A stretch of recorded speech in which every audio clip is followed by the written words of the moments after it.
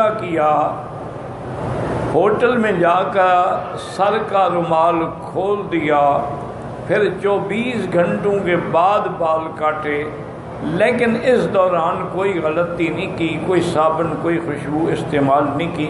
गुजारिश ये है कि उन पर ताख़ीर करने की वजह से गुनाह तो है कि बिला वजह ताख़ीर की उन्होंने, लेकिन जुर्माना कोई नहीं, क्योंकि औरत का एहराम होता ही नहीं। ये तो लोगों ने खुद बनाया हुआ है ना कि सर पे दुपट्टा सफ़ेद कपड़ा बांध दिया तो एहराम बांधा हुआ है।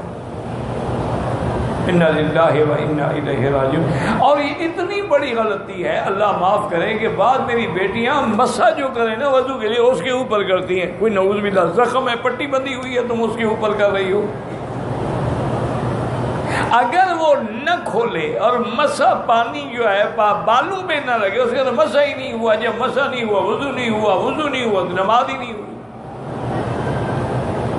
ये तो औरतों ने एक रिवाज बना रखा है कि भाई वो एक ख़ास रुमाल बांध लेती हैं।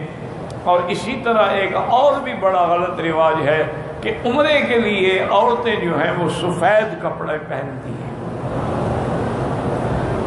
अच्छा, बात तो हमने ये भी देखा है कि वो मर्दों वाले कपड़े पहनती हैं, यानी शायद इसलिए कि उनके पास नहीं होंगे ना सफ़ेद कपड़े, तो अरबी तोप जो है ना किसी मर्द की लेके या खावत की लेके या भाई की लेके पहन, तो ये भी गलत है।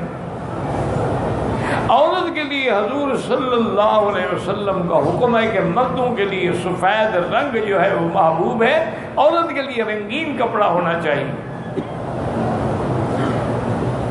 और मर्द के लिए हुक्म है कि वो सारे कपड़े उतार के 2 चादरें बांधेगा, और अफजल ये है कि सिली हुई ना हो। लेकिन औरत के लिए तो यही हुक्म है कि जिस लिबास में है वही एहराम है,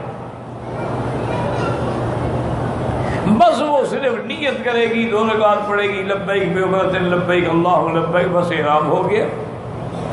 तो ये खुद जो चीज़ें घड़ते हैं ना लोग, उससे फ़ायदे के बजाय बहुत बड़े नुकसान होते हैं, शरीयत की खिलाफ वर्जी होती है। तो ऐसा हरगिज़ न किया करें।